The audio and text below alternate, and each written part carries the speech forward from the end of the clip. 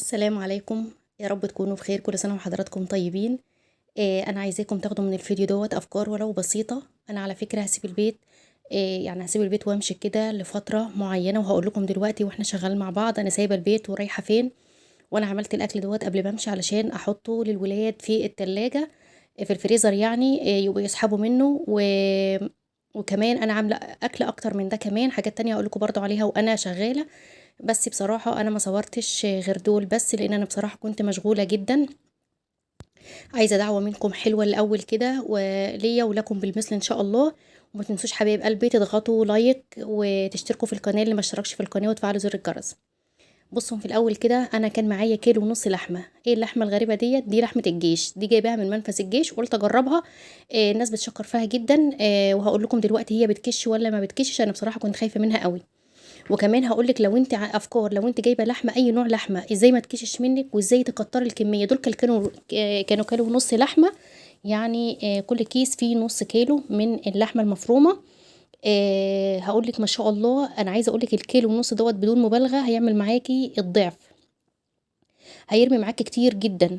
اولا انا عملت حوالي نص كيلو بصل او نص وبصلايه مثلا كده. كمان اللي معايا دوت برغل، انا حطيت كوبايتين الا ربع من البرغل المنقوع، نقعته كده حوالي نص ساعه، مش اقل من نص ساعه. تنقعيه تغسليه كويس وتشطفيه كذا مره وتنقعيه. وانصحكم يعني لو هتجيبوا برغل يا ريت تجيبوا برغل يكون ماركه معروفه يعني، علشان ما يبقاش فيه رمل او اي حاجه من ديت يعني، لان بيبقى بعض البرغل كده تجيبيه من عند العطار بتحس ان هو بيقرقش شويه، تمام، او تجيبيه من حد مضمون. كمان معايا حته كده من اللي هي فرمتها كمان في الكبه كده وحطيتها عليه، او حته من اي دهن بيكون بيسيح. كمان معايا ال11 بهار دوت. بصراحه نقل الكفته نقله تانية خالص، مديلها طعم حلو قوي. لو متوفر هاتوه، مش متوفر ممكن تحطوا توابل الكفته. كمان حطيت ملح وحطيت فلفل بقى، وهحط كمان شويه شطه، وحطيت شويه من القرفه، وكمان ربطة كده كبيرة معايا من البقدونس انا خرطته ناعم خالص وهضيفه عليها. خدي فكرة بقى. ولو انت بقى عاملة عزومة في رمضان برضو كمان شوية من الشطة اللي يحب. كمان انا فرمة على فكرة مع البصل قرن صغنن كده من الشطة، بس زودت كمان حوالي ربع معلقة صغننة خالص كده من الشطة برضو، اللي عايز ممكن تستغنى عنها. كانت معايا البولة ديت كانت ضيقة كده، مش هعرف اقلب فيها الخليط كويس لان لازم يتصمغ معايا. يعني ايه يتصمغ؟ يعني يتقلب كذا بعض ويتعجن زي ما بيقولوا كده، عجن كده كله ببعضه، لغايه ما الخيوط اللي في اللحمه كده تظهر، وتحس كده ايه ان اللحمه كمان بقت فيها خيوط كده، علشان تصبع معاكي كويس جدا وتطلع معاكي كمان متماسكه. انا على فكره ما صفطتش البصل ولا ميه البصل ولا اي حاجه، انا حطيته كله زي ما حضرتك شايفه كده. ضربته كده في الكبه البصل ناعم كده، وقمت جايه حاطاه عليه. هبدأ أعجن فيه كويس جدا جدا وأتأكد إن كله اتعجن في بعضه كده. وهبدأ بقى أصبعه. تجيبي بقى شاليمو كده تصبعيه على عصاية كده زي الشاليمو، تجيبي بقى مقورة تعملي على الإيد المقورة كده، تجيبي معلقة سيخ لو عندك سيخ الكفتة تصبعي عليها. ما عندكش خالص لا ده ولا ده ولا ده مش لازم خالص، بتصبعيه عادي زي ما احنا بنصبع الكفتة العادية. انا عملت اول صباع، بس بعد ما عملته بصراحه حسيت ان هو يعني ايه طويل قوي زياده عن اللازم، بس انا كنت عاملاه طويل كده تحسبا يعني ان الكفته ممكن تكش مني ولا حاجه. بس رجعت بقى ايه يعني هديته تاني، يعني لما عملت الكفته حسيت ان ايه عملت صباعين كده حسيت ان هم طوال قوي. كنت نسيت البيكنج باودر بقى، حطيت معلقه صغيره مليانه من البيكنج باودر. دول كان شويه كده فايضين عندي في الكيس، حوالي معلقه صغيره مليانه، طبعا بتديها شيشه للكفته وتخلي الكفته برضو ما تكشش منك. لان برضو زي ما قلت لكم انا جايباها من منفذ الجيش، فما اعرفش هي ظروفها ايه، هل هتكش مش هتكش. فطبعا لازم تبقى عامله حسابك. وصلتوا بقى معايا لغايه هنا، ما تنسوش تحط اللايك. طبعا عايزه اقول لكم انا رايحه فين. يا رب عقبالكم كلكم كده يا رب، بجد ربنا يكتبها لكم ان شاء الله. ان شاء الله باذن الله انا طالعه عمره ان شاء الله، وهقعد 15 يوم بره البيت. انا طبعا عارفه ان لا بابا ولا ماما ولا اهلي ولا اي حد ولا اخواتي ولا اي حد من عيله جوزي هيسيبوا اولادي ولا هيسيبوا جوزي طبعا. بس برضو علشان ابقى ماشيه مرتاحه حبيت ان انا اعمل لهم كذا اكله كده.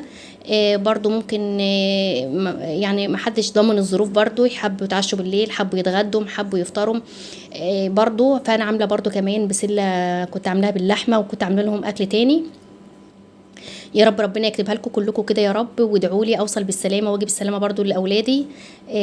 طبعا انا عملت ما شاء الله صاج كبير 30 في 40 اهوت، وكمان ما شاء الله شوفوا حجم كبير قدين. عايزه دعوه بقى حلوه منكم كده ولكم بالمثل ان شاء الله كلكم، مش هنساكم وهدعي لكم باذن الله حبايب قلبي. طبعا فاض حته صغيره زي ما انتم شايفين كده حوالي ربع كيلو. هعمل بقى مكرونه بشاميل، عملتها معاكم قبل كده طبعا. هو لون الحته اللي فاضت ديت انا شوحتها، ما حطيتش عليها بصل ولا اي حاجه لان عليها كل حاجه، مع ان عليها برغل بس مش كان باين، وكان طعمها حلو جدا يعني شكلها حلو. انا دقت منها حته لحمه مفرومه كده صغيره بجد طعمها حلو، ما فرقتش ولا حد يعرف ان هي فيها برغل ولا اي حاجه.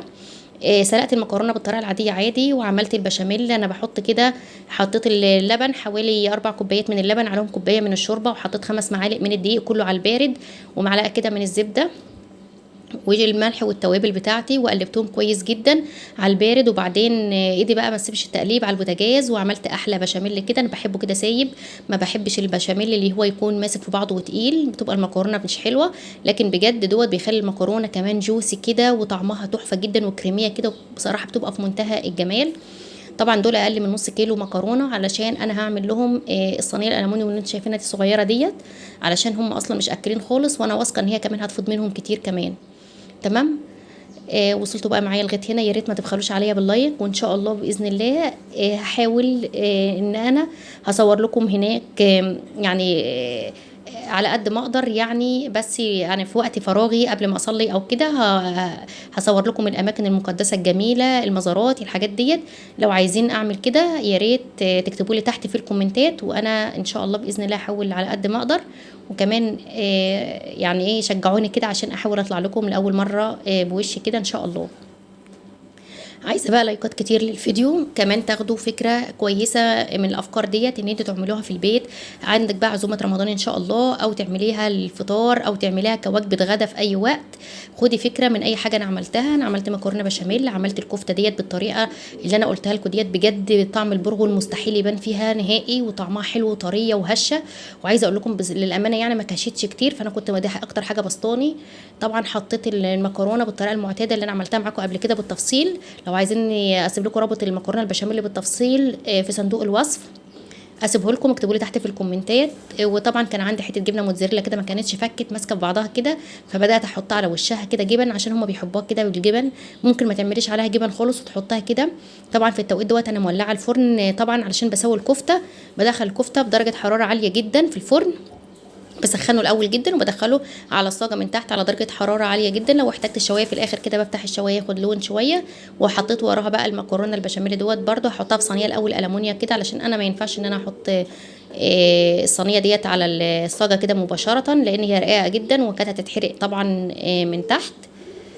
وهبدا بقى ان انا ادخلها بقى الفرن. وطبعا مش هولع الشوايه على المكرونه دي خالص، لو احتجت في الاخر ان انا اولع الشوايه هشغل الشوايه. هدخلها بقى خلاص، وهطلع بقى الكفته كانت استوت معايا. عايزه اقول لكم حاجه كده في منتهى الجمال، بجد الكفته ابهرتني وطعمها حلو قوي. زي ما قلت لكم هو طبيعي ان الكفته بتكش وكل حاجه، بس بصراحه ما كنتش اتخيل ان هي يعني ايه، هي كشت شويه صغيرين مش كشت قوي. وطبعا دسعت مني سنه صغيره كده، بس هي شغاله ما شاء الله. اعمل لكم كمان تكيه فيها عشان تبقى طعمها حلو جدا، حاجه كده فاخر من الاخر. حته فحميه كده بقى في النص، ولعتها كده على النار، وبعدين احط عليها حته سمنه بلدي صغننه خالص، او لو شويه زيت او اي حاجه. صراحه سمنه بلدي، وبسرعه بصاج اكبر منه، وقمت جايه مغطيه عليه علشان تاخد ريحه الفحم. انا عايزه اقول لكم بقى ريحتها جباره بجد، ريحتها حلوه قوي قوي قوي. بألف هنا وشفا اللي هياكل منها. وعايزاكم زي ما قلت لكم تنزلوا في الكومنتات تحت دعوه حلوه منكم ان انا اوصل بالسلامه واوصل لعيالي بالسلامه، وربنا يتقبل. ويا رب يكتبها لكم كلكم جميعا، كل اللي بيسمعني وكل اللي متابعني ربنا يكتبها له يا رب ويتقبل منه يا رب. وان شاء الله باذن الله هدعي لكم كلكم باذن الله. كمان انا عملت لحمه كده شوحتها كده، يعني انا طبختها بصراحه لا عادي، ومسكتها شوحتها تشويحه كويسه جدا، او حمرتها كويس جدا. وبدات بقى ايه ان انا هعينها لهم برده في الفريزر، وفي يوم بقى هما ان شاء الله يبقى يجيبوا سمك ولا حاجه وكده. لو ان بقى يعني جماعه عندنا كلهم زعلوا ازاي ان انتي عامله لهم اكل واحنا مش هنهتم بيهم والكلام ده كله زي ما انتوا عارفين. بس انتوا عارفين بقى قلب الام بقى طبعا، يعني لازم اعمل في البيت ولازم اكون ماشيه مرتاحه، وحتى هم لو مش هياكلوه هبدأ بقى ان انا اعبيها كده زي ما انا قلت لكم كده. ممكن يعني هما يطلعوها بقى على التسخين على طول. العلبة ديت ما شاء الله واخدة معايا كمية كبيرة، ممكن يقسموه على مرتين ولا حاجة ولا 3 على حسب بقى اكلهم، لان مش عند الولاد مش اكلة خالص يعني بصراحة، ولا باباهم مش قد كده في الاكل. فانا عملتهم على طبق كده كبير اللي انتوا شايفينه دوت، وكمان شويه كده من الطبق الفل. هقطع معاكم واحده شوفوا قد ايه ما شاء الله جوسي وطريه قوي ومفرغه كده من جوه، وطعمها عايزه اقول لكم جبار. ما تنسوش بقى اللايك الجميل بتاعكم. شوفوا ما شاء الله طعمها حلو قوي قوي قوي، بجد تستاهل التجربة. انا عايزاكم تجربوها. طبعا انتوا عارفين الحاجة بتبقى غالية يعني زيادة عن اللازم، فانتوا لو عملتم البرغل دوت بجد هيكتر الكمية. بس عايزة اقول لكم برضو مش عايزاكم تحطوا كمية برغل كبيرة، يعني النص كيلو عليه نص كوباية. يعني لو انت هتعملي نص كيلو لحمة بس عليه نص كوباية برغل، تنقعها كده لمدة نص ساعة، ساعة الا ربع كده، وتقومي جايه حطاها، تبقى في منتهى الجمال وما بتبانش طعمها خالص خالص خالص عن تجربة، وكمان بتكتر الكمية. يعني انت لو حد بياكل منها من الاولاد في البيت او كده وما قلتش ان انت حاطه برغل، ما حدش هيكتشف البرغل ده نهائي. آه يا رب حبايبي الفيديو يكون عجبكم ان شاء الله، وما تنسوش تضغطوا اللايك، واللي ما اشتركش في القناه يشرفني واشترك. اشوف وشكم على خير، مع الف سلامه.